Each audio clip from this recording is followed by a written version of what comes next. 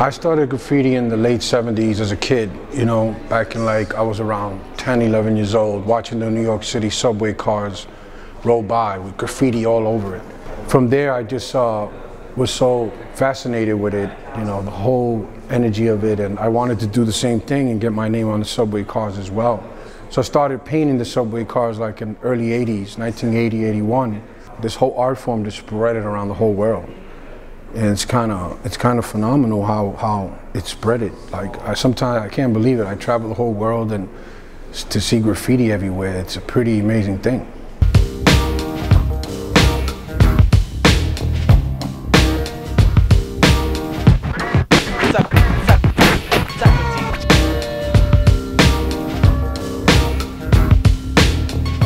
There's one of my subway cars here on the wall as well, back in 1982. Henry Chalfant took a photo of, and he took photos of several cars of mine, and it's great that he documented most of this, because from here on, when he did, him and Martha Cooper did subway art, and it went all over the world. That's what inspired the whole world.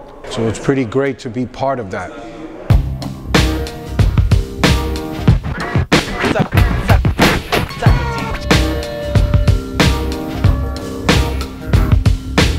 Just because we were little kids and we destroyed everything, all the subway cars, everything around us, we destroyed, you know, with graffiti. You know, that's what it really meant. And then as we got older, and I became king of a subway line, because that's what it was. Everyone wanted to be king of a subway line, like a subway line, whether it's the 1, the 2, the 4, the 5.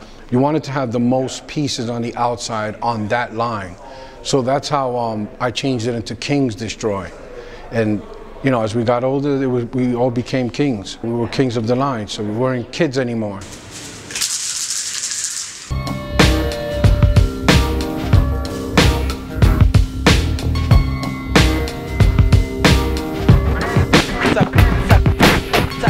Bubble style is something you do quick. It's called a throw up. That's what a lot of people did back in the subway era to get up fast. You know, it's like usually 2 colors.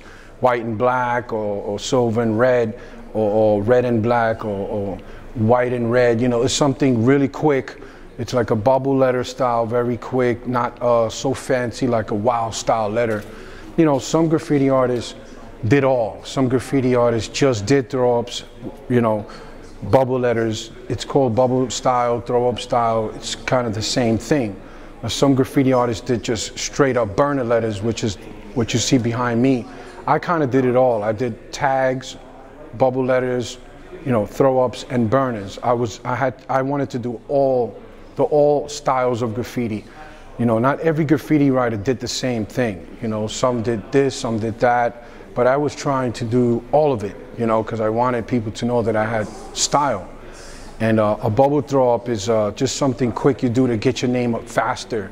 So you go inside of a subway yard and you can do maybe 20 of them really quick.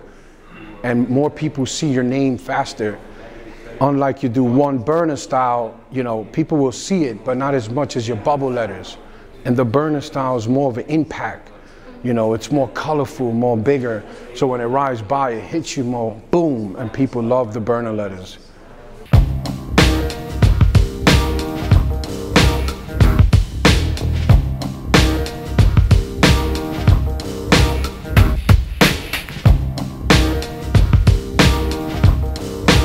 The subway era is gone. You know, it was been gone in the 80s, and you know, it was a great thing. You have fun, but in life, you know, times change, and you have to change in life. Some people do, some people don't.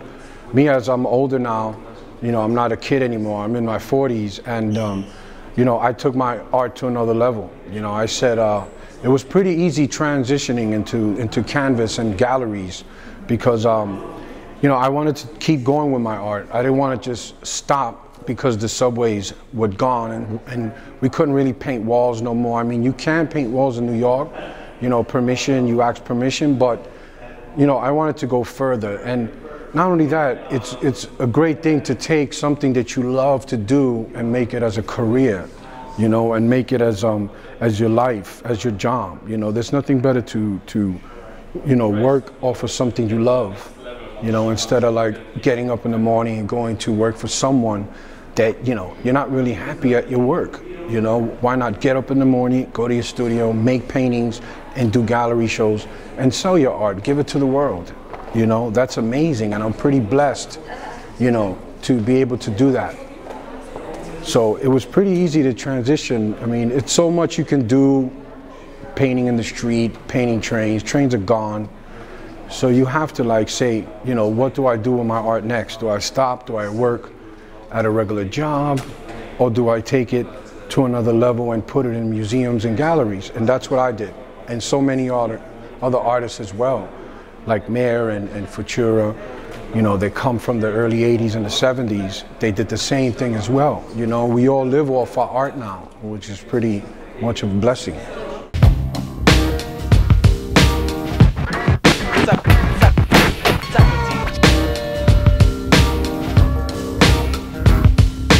To me, it's great because when I meet these kids, you know, they tell me I'm an inspiration to them. You know, they've been looking at my artwork since they started, you know, and that's pretty, to me, that's, you know, I honor that, you know, they're being real and truthful to me that, yo, Cope, you know, you're like one of my idols, man. We've been following you for so many years. If it wasn't for artists like you and Futura and you know, the whole Henry Chalfant and Martha Cooper archives with the subways, we inspired the world, you know, and that's pretty amazing, you know, to think we were doing this in the 70s and the early 80s, didn't know nothing of it. We were just having fun and trying to be the best on a subway car, to think that it was spread around the whole entire world, from Japan to West Africa, South Africa to Australia, to Istanbul, to Germany, to Paris. It's like, it's phenomenal, you know, really. I sometimes I'm like, wow, it's crazy how this art form has spread it so far. And it's cool because, you know, normal people would just walk down the street, probably see graffiti, you know, but don't really know the history of it, you know, and how it started and where it came from. So it's pretty cool to, with this exhibition, you get to educate the local people in Istanbul. Some people might not, some people do appreciate it, and it's great to see the world appreciates it, especially the Pera Museum. You know, to have them do this exhibition is it's a blessing and a home run for graffiti art.